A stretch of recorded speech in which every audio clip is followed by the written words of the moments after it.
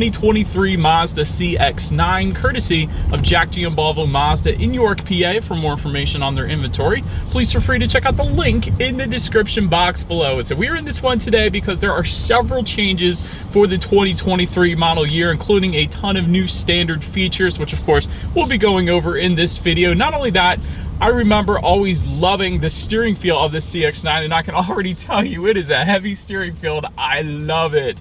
Definitely gives the driver more feeling of being in control of this one. So I'm gonna have fun in this one. So ultimately in this video, we will be testing out and going over everything about this, from acceleration to braking, steering feel, ride quality, sound system, exhaust clip, all that fun stuff. So having said all of that, what do you guys say? Let's just go ahead and jump right into it. And as always, let's start with pricing. And so as you can imagine, there are several different trim levels for the 2023 CX9. First one being the Touring, starting at $38,750. Touring Plus for $41,500. Carbon Edition for $44,780. Grand Touring for $45,640. And lastly, the Signature going for $48,460. And by the way, all-wheel drive comes standard on every single trim level across the board. I remember the last time I reviewed the CX9, that was definitely not the case, so big fan of that. And yet another update, there is no more sport trim level for 2023 as well, in case you didn't notice. But regardless of trim level that you go with, the power plant on the 2023 CX9 is going to be the same.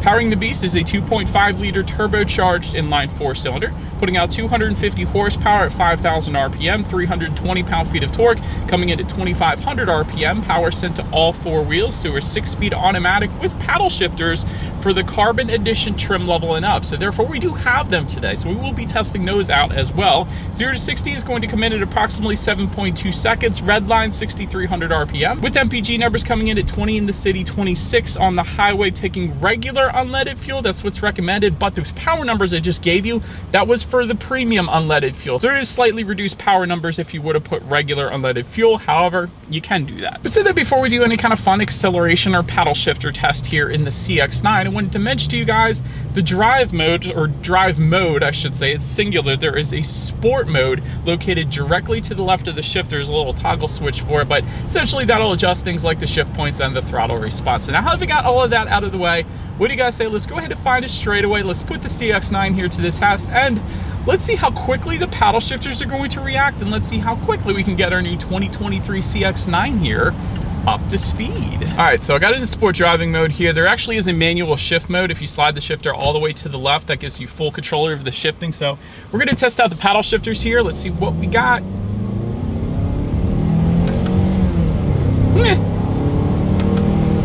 Slight delay. It's honestly not that bad. I've actually tested out paddle shifters that were well worse than this, so it's pretty much average. It's not something, honestly, I think people are going to use all that much. Having said that, I do like that they're on this CX9, because what you can do is when it snows out here in Pennsylvania and you're going down a hill, you can use the paddle shifters to do a little bit of downshifting, a little bit of engine braking more or less, so you'll not actually have to hit the brakes when you're going down a hill and risk sliding off the road. So they're good for that reason, but I probably wouldn't use them personally just because there is a little bit of a delay to them. But anyways, now having got that out of the way, what do you guys say? Let's go ahead and find one more straightaway. Let's put the acceleration here to the test, and let's see how quickly we can get this thing up to speed. All right, let's do a little bit of a rolling start here in 3, 2, 1, go, baby. There it is. Not bad, not bad. This thing gets up to speed quick. Definitely not gonna have any issues. I just realized I'm in kilometers per hour, so I have no clue how fast that was in miles per hour. But yeah, this thing definitely will get you up to speed. Even going up a hill there, you're not gonna have any issues emerging onto the highway. Quite honestly, 0 to 60 is 7.2 is dang impressive for a 3-row SUV. So that's perfectly fine. You're not going to have any issues there. But anyways, to go along with that acceleration, as always, braking is equally important. And so up front, you will find 12.6-inch ventilated front discs. In the back, 12.8-inch solid rear discs. As far as that 60-0 stopping distance goes, it's going to come in at 123 feet, which quite honestly, that's plenty respectable, especially for a 3-row SUV. Most 3-row SUVs will come in right around 130 feet. I've seen as high as 139. So 123, that's plenty fine. The braking feel is perfectly fine. It's actually kind of on the firmer side of things, which I appreciate. You usually don't find that in 3-row SUVs. It's usually kind of on the softer side, so absolutely no issues there. This guy's sitting in the middle of the road. We're just gonna pass him. Anyways, touching on suspension and handling, up front you're gonna get a McPherson strut front suspension. In the back, independent multi-link rear suspension, front and rear stabilizer bars. As far as ride quality goes, it's been perfectly fine on my short little test drive here today, but the real kicker, the real selling point of the CX9, if you guys have never driven one, you have to for this one particular reason. This steering feel is dang brilliant. By far, the best steering feel in its class without a question. So many three-row SUVs have such loosey-goosey steering feels. There's no driver emotion to them whatsoever. This thing feels like you're driving a Miata steering feel in a three-row SUV. It's absolutely wonderful. This is the steering feel I personally would choose every single day if I'm getting any kind of vehicle for that matter. It's absolutely wonderful. So I can't emphasize that enough. It really is quite brilliant. As far as cabin noise goes, we're going 60 kilometers right now, and you guys can tell there isn't a whole lot of exterior wind noise coming into the cabin here. I really got to switch that up. Anyways, cabin noise is perfectly fine. I got the air on. That's about all you can probably hear through the mic right now. Touching on visibility, honestly, because we have that third row down right now, I'm not sure how much the headrest would impede that visibility, but right now it's brilliant. I can see 100% perfectly fine out the back, so definitely not gonna have any issues there. Not only that though, when it comes to forward visibility, rain sensing windshield wipers actually come standard on every single trim level across the board.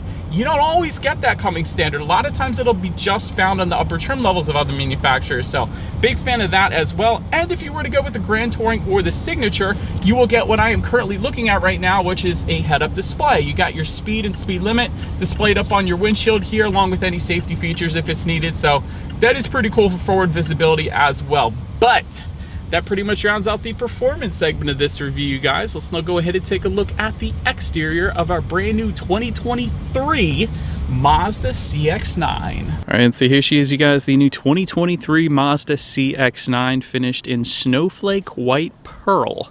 What a cool name for an exterior color. One of the better ones I've heard in a while, but let's go ahead and start up front as always. Ground clearance is actually going to come in at 8.8 inches, which is a little above average for its class, so that's pretty good.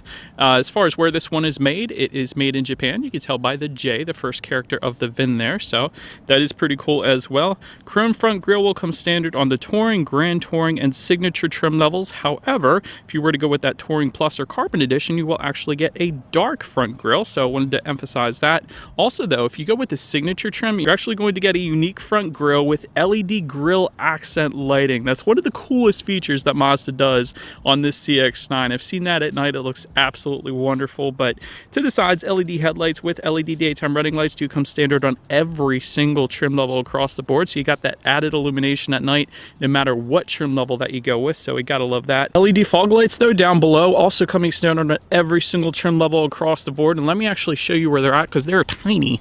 But I do remember reviewing the CX9 in 2021, and they did not have that coming standard on all trim levels. So for 2023, because I skipped the 2022 model year, they do now. So I definitely am a big fan of that. And if you were to go with the Carbon Edition trim level and up, you're actually going to get an adaptive front lighting system, meaning when you're going around a bend at night, those headlights are going to swivel based on the direction of your steering angle, better help illuminating what is around that bend, so you're less likely to hit a deer or a cyclist or something like that. So that is pretty darn cool as well. But that pretty much rounds out the front end of this one. Let's now go ahead and make our way to the side of the CX9. All right, so but now since we are around to the side of this one, let's go ahead and start up top. Aluminum roof rails with satin chrome finish coming with the Touring Plus trim level and up. You will get rear privacy glass coming standard for all trim levels across the board. Chrome window surrounds also coming standard across the board as well. Take a look at the side mirrors. They are body colored power adjustable side mirrors. They will get LED integrated turn signals for all trims. They are also heated for all trim levels across the board. Gotta love that.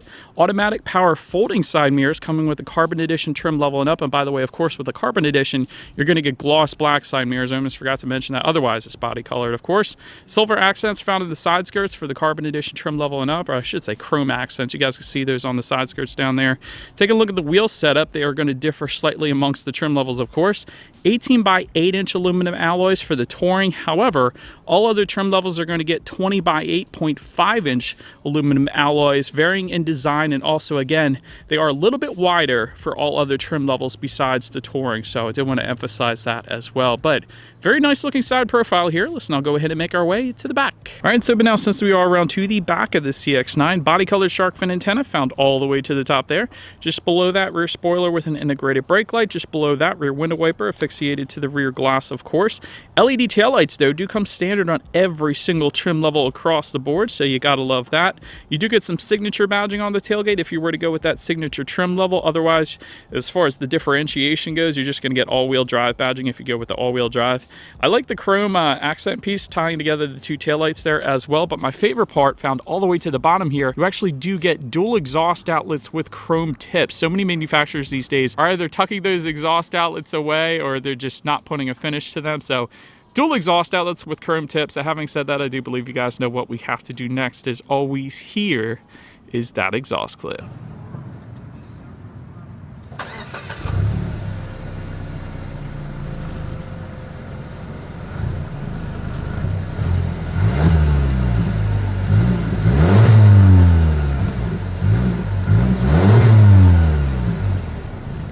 All right, so but now since we are around to the back of the CX9, when it comes to opening that rear tailgate, it is a power tailgate for every single trim level across the board, so you gotta love that, but it is a hands-free power tailgate if you were to go with the Grand Touring or the Signature trim level, so that is definitely pretty nice. Once opened up, cargo capacity is going to come in at 14.4 cubic feet behind that third row. If that was not enough space, of course, the third row does fold down, bumping that up to 38.2 cubic feet.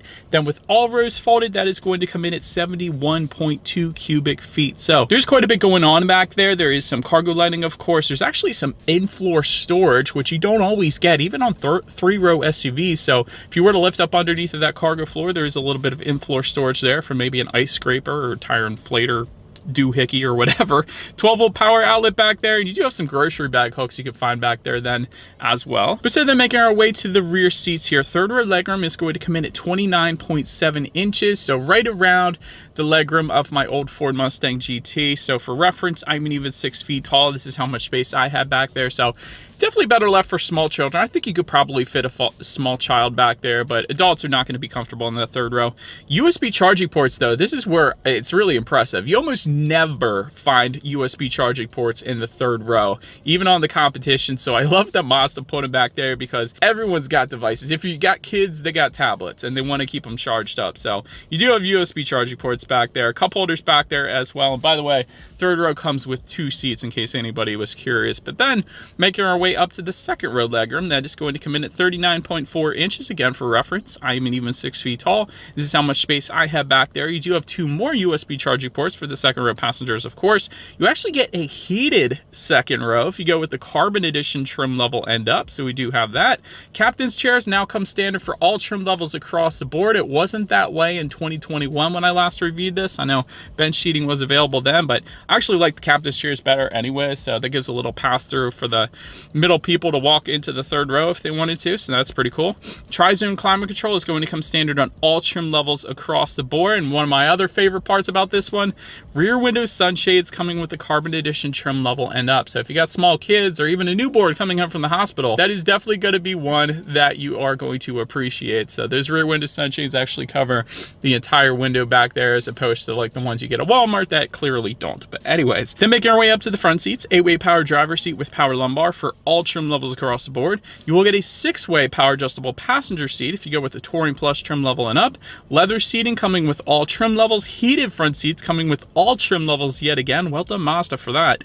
Ventilated front seats coming with the Touring Plus trim level and up. And if you were to go with the Signature, you will get Napa leather as well. So overall, seating was plenty comfortable. I liked the lumbar adjustments. I liked everything about the seating, but wasn't able to find my perfect driving position exactly, basically because of the steering wheel. So let's get into that real quick. Tilt and telescoping will be leather wrapped for all trim levels across the board, and it will actually be heated for the Carbon Edition trim level and up. So I'm digging the heated steering though that we have with us here today because it's 46 degrees out here in PA. So heated steering wheel is definitely on point. I love it. But having said that, it did not telescope out as far as all of the competition. It probably telescopes out the least compared to all the other competitors here. And that's not a big deal if you're not the tallest individual in the world. So if you're as tall as my wife, who's only 5'3", this is going to be brilliant for you. But if you're a 6-foot adult and you got longer legs and you have to push your seat back further in order to make your legs work for the pedals, you typically have to pull out the steering wheel a little bit further to get that perfect driving position. So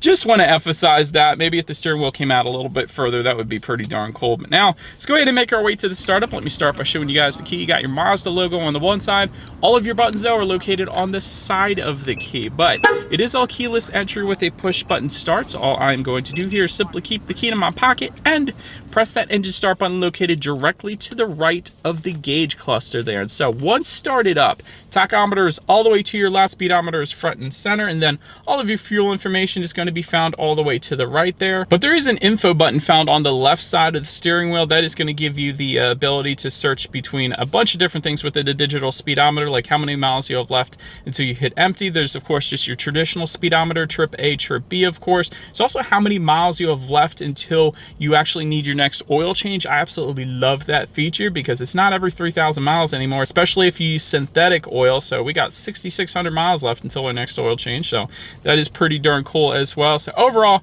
pretty much everything you could possibly want on the digital portion of the gauges, which is kind of front and center there. But now let's go ahead and make our way to overall interior quality. A power moonroof is actually going to come standard on every single trim level across the board, so gotta love that. Overhead LED accent lighting for the Carbon Edition trim level and up. Auto dimming rear view mirror with HomeLink controls for all trim levels across the board. You actually have a frameless rear view mirror for the Touring Plus trim level and up, and of course the HomeLink controls are right underneath of that. Aluminum interior trim for the Carbon Edition trim level and up. Tri-zone climate control, like I was mentioning, coming standard across the board. Wireless phone charger also for every single trim level across the board, and that's going to be located just in front of the shifter, so I absolutely love that.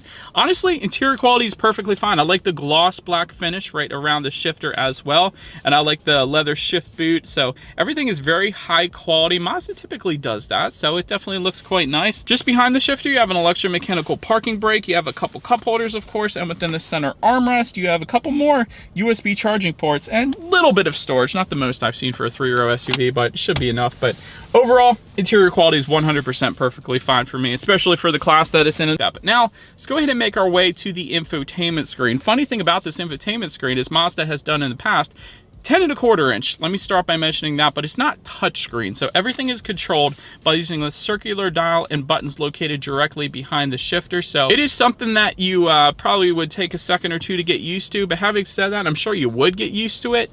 And it's pretty convenient when you're driving, of course, but when you're parked, I think Mazda should give you the ability to actually have a touchscreen, at least when the vehicle is in park, because a lot of times that's just quicker to find things. But anyways, overall it was pretty easy to use. Bluetooth and audio streaming coming standard, Android Auto, Apple CarPlay. You could check out your fuel information up there if you wanted to.